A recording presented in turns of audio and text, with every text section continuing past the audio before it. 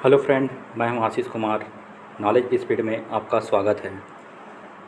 आज हम जानेंगे कि G20 सम्मेलन में क्या क्या हो रहा है।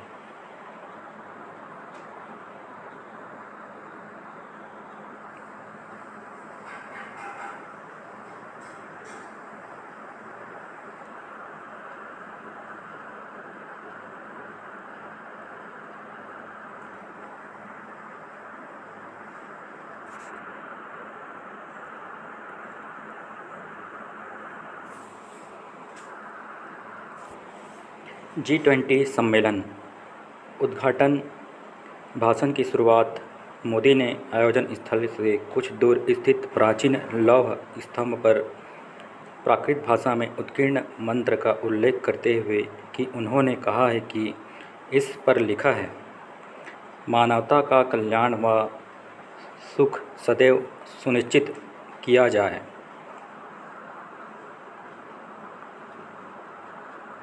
एक लौह खंभा है, जैसे कि ये उसमें लिखा हुआ है,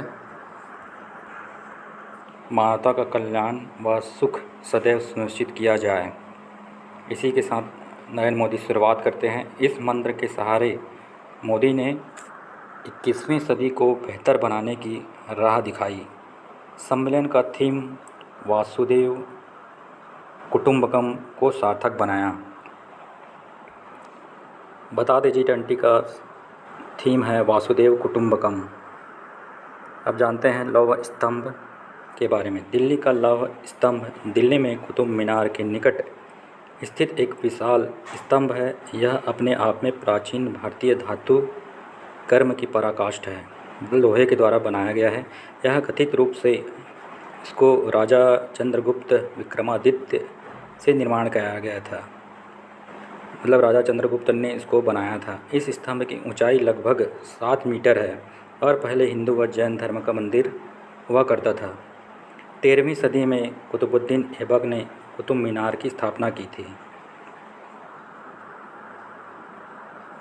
G20 शिखर सम्मेलन के जरिए दुनिया सदियों पुरानी भारतीय संस्कृति, ज्ञान, बुद्धिमत्ता और प्राचीन भारत के योगदान से रूबरू हो रही हैं। प्रधानमंत्री नरेंद्र मोदी और राष्ट्रपति द्रौपदी मुर्मू ने अमेरिकी राष्ट्रपति जो बाइडेन और ब्रिटिश प्रधानमंत्री ऋषि सुनक समेत कई देशों के राष्ट्राध्यक्ष और प्रतिनिधियों को आधुनिक व प्राचीन भारत के योगदान के महत्व के बारे में बता रहे हैं। इस कड़ी में कोणार्क चक्र, प्राचीन नालंदा विश्वविद्यालय और साबरमती आश्रम के बारे में बता रहे हैं, इनका इतिहास और उसके महत्व के बारे में। तो अब जानते हैं कोणार्क चक्र। कोणार्क चक्र को 13वीं सदी में राजा नरसिंह देव प्रथम के शासन में बनाया गया था। कोणार्क चक्र सूर्य के विशालकाय रथ की तरह बनाया गया है, जिसे 7 घोड़े खींचते हैं। इस रथ में कुल मिलाकर 24 पहिए लगे हैं। चक्र में प्रदर्शित 7 घोड़े यानी हफ्ते के 7 दिन, 12 पहिए यानी साल के 12 दिन, जबकि इनका जोड़ा यानी 24 पहिए मतलब दिन का 24 घंटा। इसके अलावा 8 मोटी तिलियां 8 प्रहर यानी हर 3 घंटे के समय को दर्शाती है। इसे जीवन का पहिए, व्हील ऑफ लाइफ कहा जाता है। यह चक्र लगातार बढ़ते समय की गति, काल चक्र के साथ साथ प्रगति और निरंतर परिवर्तन का प्रतीक है। यह लोकतंत्र के पहिए के एक शक्तिशाली प्रतीक के रूप में कार्य करता है। यह है अपना कोणार्क चक्र,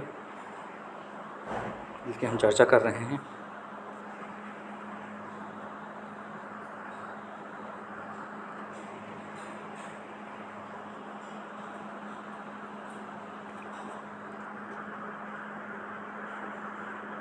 अब जानते हैं नालंदा विश्वविद्यालय।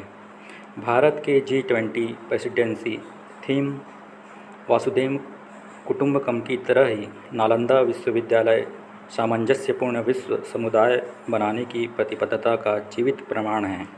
राष्ट्रपति मुर्मू ने ब्रिटेन G20 के नेताओं को नालंदा यूनिवर्सिटी के महत्व के बारे में समझाया। नालंदा विश्वविद्यालय प्राचीन भारत की प्रगति को दर्शाता है। आधुनिक बिहार में भागलपुर के करीब स्थित नालंदा यूनिवर्सिटी का इतिहास करीब 1500 साल पुराना है। नालंदा यूनिवर्सिटी दुनिया के सबसे शुरुआती अंतर्राष्ट्रीय विश्वविद्यालयों में एक है। इसकी नींव गुप्त राजवंश के कुमारगुप्त प्रथम ने रखी थी।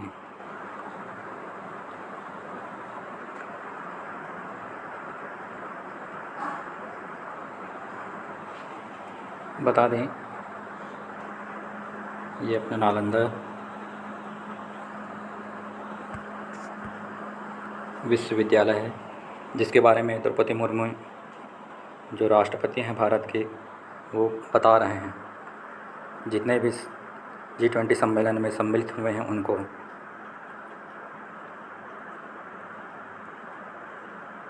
अब आगे जानते हैं साबरमती आश्रम।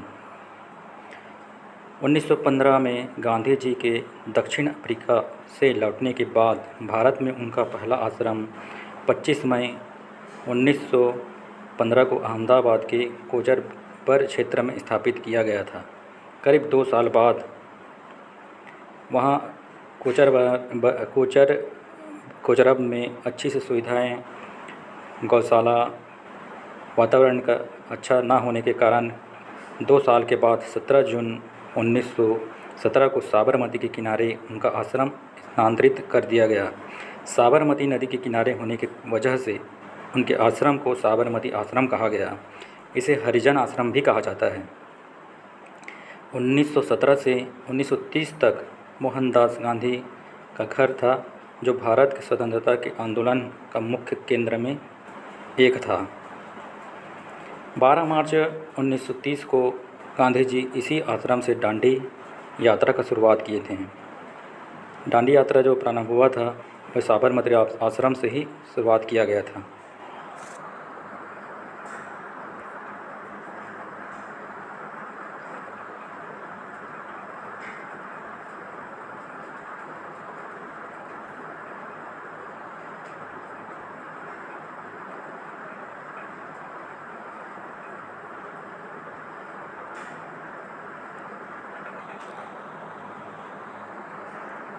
साबरमती आश्रम ये है जहाँ से दांडी यात्रा की शुरुआत किया गया था।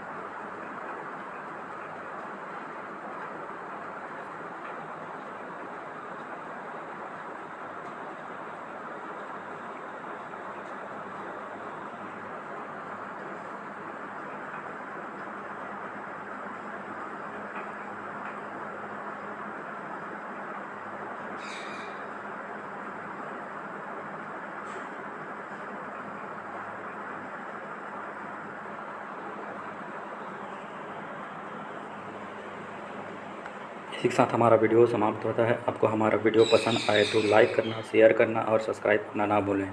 धन्यवाद।